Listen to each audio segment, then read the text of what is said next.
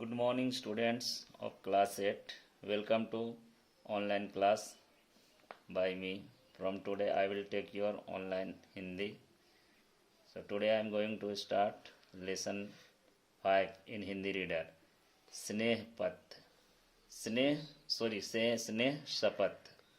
स्नेह का मतलब होता है प्रेम, प्यार, प्रेम से परिपूर्ण। शपथ मीन्स प्रतिज्ञा। यह कविता भवानी प्रसाद मिश्र द्वारा लिखा गया है।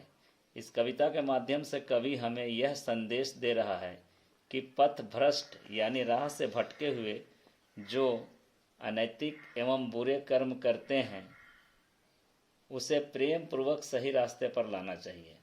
वैसे भी कहा गया है कि हमें पापी से नहीं बल्कि पाप से घृणा करना चाहिए। दिल में सच्ची लगन, प्यार तथा सद्भावना लेकर पथ भ्रष्ट या भटके हुए लोगों को सही राह पर लाकर उनका जीवन बर्बाद होने से बचाना ही सच्ची मानवता एवं मनुष्य का सच्चा कर्म है।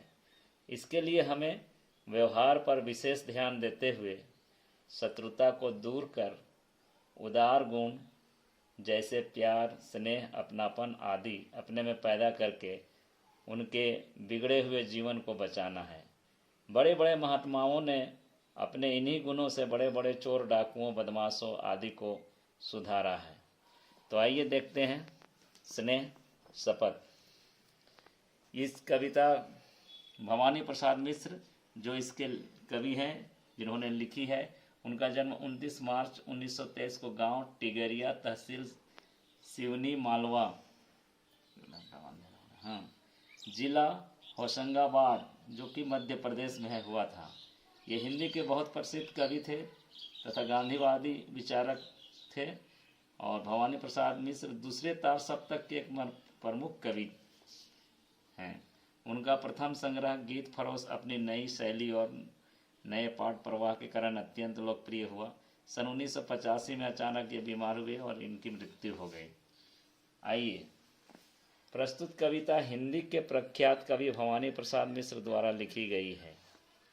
इस कविता के माध्यम से कवि हमें मानवता का वह गुण प्रदान करना चाहते हैं जो प्रत्येक मानव के जीवन को खुशियों से रोशन करने तथा मनुष्य को सही राह पर चलने के लिए बाध्य करने में सक्षम है।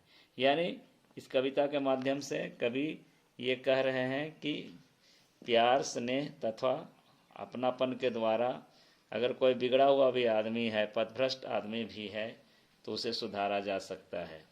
आइए, समय ना लेते हुए, हो मित्र या कि वह शत्रु हो, परिचित हो या परिचय विहीन, तुम जिसे समझते रहे बड़ा या जिसे मानते रहे दीन, यदि कभी किसी कारण से उसके यश पर उड़ती दिखे धूल, तो सख्त बात कह उठने की तेरी जिह्वा से न हो भूल। इस पैसेज में, इस अंतरे में कवि ये कहना चाहता है कि वो चाहे तुम्हारा शत्रु हो या मित्र हो, परिचित आदमी हो या अपरिचित हो, कोई भी हो, अगर उससे कोई गलती हो ही जाए, उसने कोई गलती हो, चाहे वो बड़ा हो चाहे दिन यानी छोटा हो, किसी कारण से अगर उससे कोई गलती हो गई और उसके यश यानी कृति पर धूमिल हो रही है, तो हमें सख्त बात नहीं, जिह्वा से हमें कोई अधिकार नहीं है कि उसे गाली गलौज करें या सख्त बात कहें या उसे अनर्गल बातें कहें। उसके साथ प्यार से पेश आना चाहिए और उसको सुधारना चाहिए।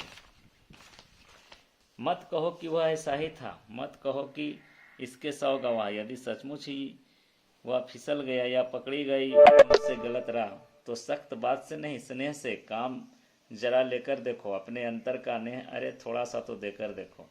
ठीक है, अगर उससे गलती हो ही गई है और वह बिगड़ ही गया है, तो ऐसा मत कहो कि नहीं ये गलती किया है, इसके 100 गवाह हैं, फलाना टिलाना, ये सब हम लोग बोलते हैं।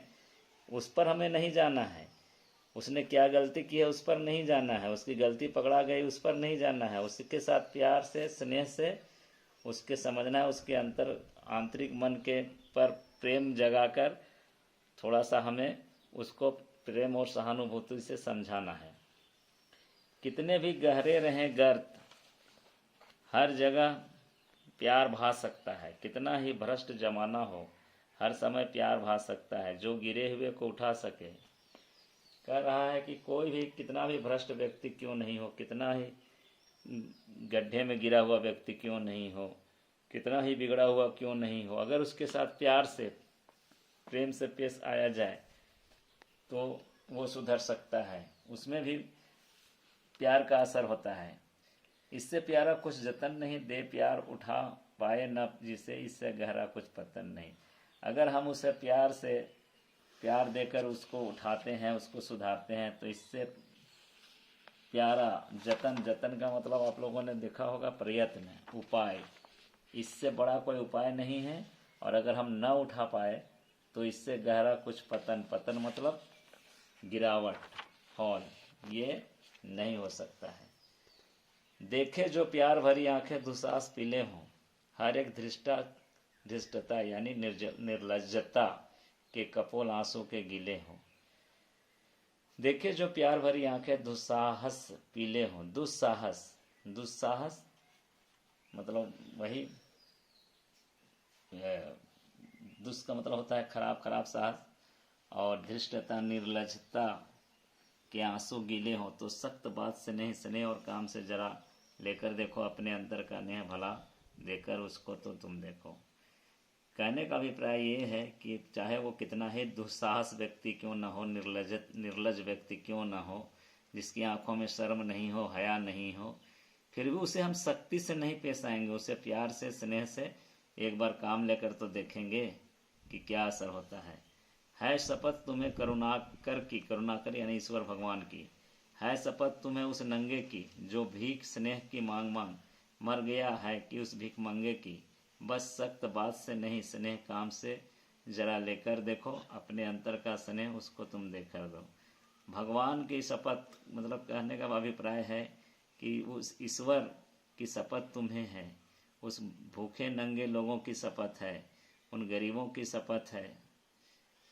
अगर एक बार तो तुम उसे स्नेह से, प्यार से और अपनापन का भाव जगा कर देखो, शायद उनकी ज़िंदगी में कुछ सुधार हो जाए। इसलिए ये हमें करके देखना है। तो कुल मिलाकर कहने का अभिप्राय यही है कि हमें कोई भी पथभ्रष्ट व्यक्तियों के प्रति प्यार, स्नेह और अपनापन दिखाकर उसके जीवन को सुधारना है, उनके प्रति प्रेम और सहानुभूति रखकर उनके बिगड़े हुए जीवन को सुधारना है। ठीक है, नेक्स्ट ऑडियो में मैं इसका आंसर दूंगा। ठीक है, ओके।